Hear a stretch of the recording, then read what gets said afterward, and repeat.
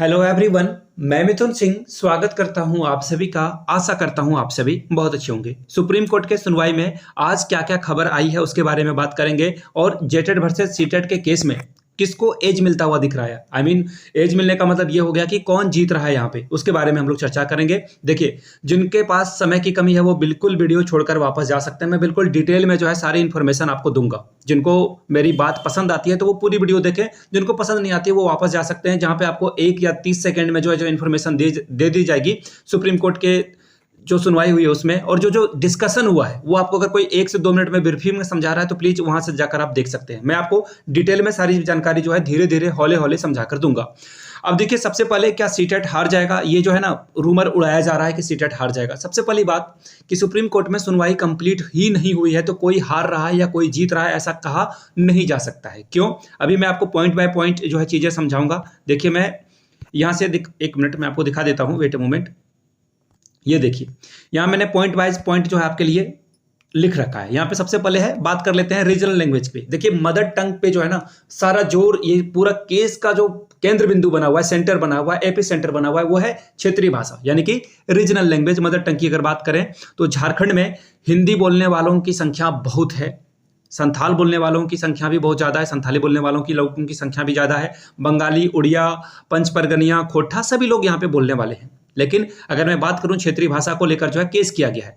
अगर आप नए जेटेड के अकॉर्डिंग जो है सिलेबस को चेक करोगे तो वहां पे बहुत सारे बच्चे जो है हिंदी और इंग्लिश लेकर जो है आगे बढ़ेंगे। मैं भी उनमें शामिल हूं। मैं आपको क्लियरली बता देता हूं, मैं भी हिंदी और इंग्लिश लेकर ही आगे बढ़ूंगा।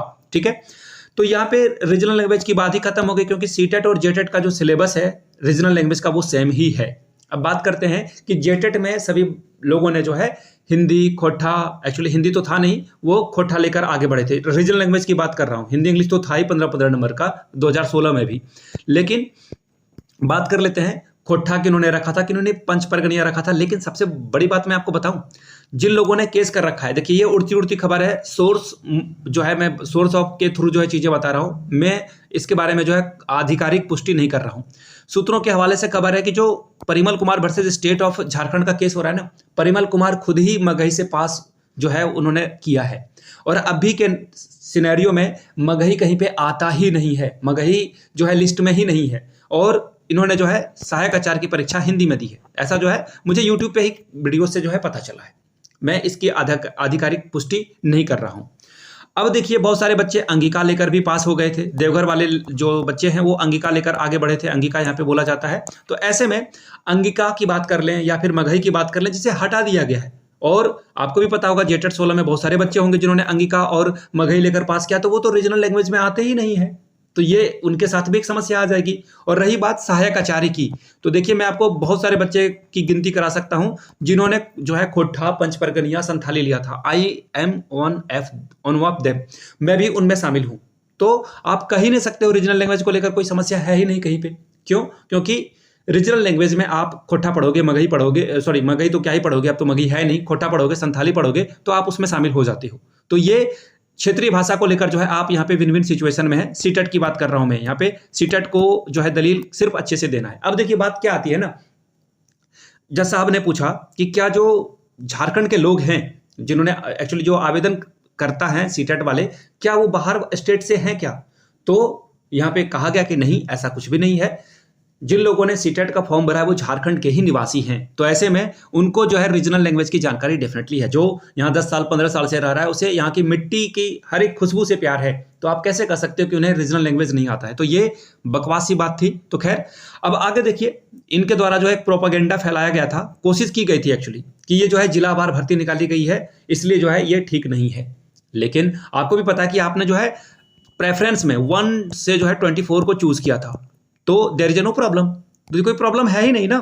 1 से 24 तक आपने चूज किया। देखिए, जब भी रिक्रूटमेंट का जो है रिजल्ट आएगा वो स्टेट वाइज आएगा, ना कि आपके डिस्ट्रिक्ट वाइज आएगा। ठीक है, स्टेट वाइज रिक्रूटमेंट आएगी। अगर आपका स्कोर आपके जिले में अच्छा है, जितनी सीटों की संख्या उसके अंतर्गत है, तो आपको आपका जिला अलॉट कर दिया जाएगा। अदरवाइज आप दूसरे, तीसरे, चौथे, पांचवें प्रेफरेंस तक जाओगे। हो सकता है कि 24 में आपका स्कोर बहुत खराब है, लेकिन आप मेरिट में हो, तो हो सकता है कि आपका जो सबसे 24th जिला जो आपने चुना था वहां पे आपको जो है पोस्टिंग दे दी जाए। बस इतनी बात है। तो ये प्रोपेगेंडा फेल हो गया इनका।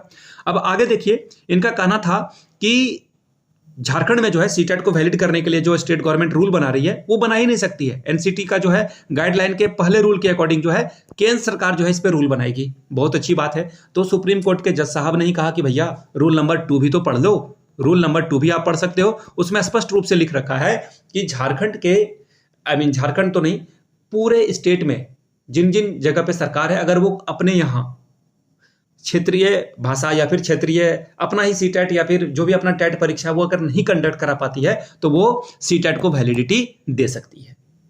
तो ऐसे में एनसीटी का रूल का जो है वॉलेशन नहीं होता है, रूल नंबर 2 भी यहाँ पे एप्लीकेबल हो जाएगा। तो ये सारी बातें थी। अब जो है इस पे कल सुनवाई होगी। देखिए, मैं कोई वकील ना ही कोई जज हूं, ना ही आपको ये चीजें बता सकता हूं। मैंने बिल्कुल जो सुनवाई चली थी ना, आज जो कोर्ट केस का जो सारी सुनवाई चल रही थी, मैंने पूरे सुनवाई को अच्छे से ध्यान से सुना, पढ़ा, समझा और रिसर्च करा। उसके बाद मैंने ये आपको जो है शॉर्ट में सारी पॉइंट को समझाने की कोशिश करी है। यहाँ से आप जो है चीज़ों को समझ सकते हो। तो अब जो है इस पर जो भी बातें आएगी, जो भी बातें जो है डोमेन में आएगी, उसके अकॉर्डिंग जो है चीज़ें चलेगी। अब मैं आपको एक और बात दिखा देता हूँ। यहाँ से देखिए, Parimal Kumar versus state of Jharkhand में जो है अब जो अगली सुनवाई है, एक्चुअली 10 सितंबर को सुनवाई पूरी नहीं हुई है, सिर्फ जेटेट के वकीलों के द्वारा जो है दलील दी गई थी। अब जो है हम लोग कल दलील देंगे, यानी कि सीटेट वाले कैंडिडेट जो है, जो वकील हैं या फिर उनके जो पक्षकार हैं, वो वहाँ पे अपनी बात को रखेंगे। यानी कि कल फिर से हम लोगों की सुनवाई होने वाली है। कब? यहाँ से आप देख सकते हो, ये केस जो है 2/2/2024 को लाया गया था। अब हमारी अगली सुनवाई है 11/9/2024 को। तो हम लोग जो है कल इसके बारे में जो है बात करेंगे। कल उम्मीद रखेंगे कि हम लोग जो है यहाँ पे आगे बढ़ जाएंगे। यहाँ से आप देख सकते हो, फिर से जो है बता दिया गया कि आपका 10 को जो है रिजल्ट नहीं आया, 11 को रिजल्ट आएगा। अब देखिए, आप लोगों से भी सवाल मैं पूछना चाहता हूं कि जिन लोगों ने सहायक आचार्य का दिया है तो वहाँ पे क्षेत्रीय भाषा का तो कोई समस्या है ही नहीं। देखिए, हम लोग डेफिनेटली जीतने वाले हैं, विन विन सिचुएशन है हम लोगों के लिए। किसके लिए? हम लोग सीटेट वाले हैं। देखिए, मैंने कभी अपनी आइडेंटिटी आपसे नहीं छुपाई है। मैंने कभी भी नहीं कहा कि मैं रैंडम हूँ, मैं एग्जाम नहीं दे रहा हूँ, मैं ये नहीं कर रहा हूँ, मैं वो नहीं कर रहा हूँ। मैंने बिल्कुल क्रिस्टल क्लियर बोल दिया है कि मैं ये काम कर रहा हूँ। और रही बात जेटेट की, तो मैं जेटेट का भी फॉर्म भरा हूँ और जेटेट के सिलेबस से जो है इत्तेफाक नहीं रखता हूँ। ये जो सिलेबस है बहुत ही घटिया वाहियात सिलेबस है, इसे जो है फाड़ के नाली में फेंक दिया जाए। इस सिलेबस को 5 IAS भी मिलकर एग्जाम देंगे ना, सभी के स्कोर को अलग अलग सेक्टर को एग्जाम देने के लिए बोला जाए तो भी वो IAS एग्जाम को क्वालिफाई नहीं कर पाएगा। 10 से 12 आप सपोज करके देखो ना, 10 से 12 सब्जेक्ट के ऑनर्स को पढ़कर आपको एग्जाम देना होगा। जिस अधिकारी ने इस सिलेबस को निकाला है उसे भी जो है एक फूलों की माला जो है पहनाई जाए, उसे भारत रत्न दिया जाए। ऐसा ऐसा सिलेबस ये निकालते हैं। तो झारखंड में ये समस्या हमेशा से रही है, ब्यूरोक्रेसी यहाँ पे हायर जो है हमेशा से हावी रहा है झारखंड में। तो ये बातें थी। अब आप किस बात से जो है, मेरी किस बात से जो है आप अगर एग्री करते हो तो आप नीचे कमेंट में यस लिखोगे। अगर आप मेरे बातों से डिसएग्री करते हो तो आप नो लिखोगे, और क्यों डिसएग्री करते हो वो जरूर आप लिखें। बाकी तो जो चीज़ें होगी वो देखी जाएगी।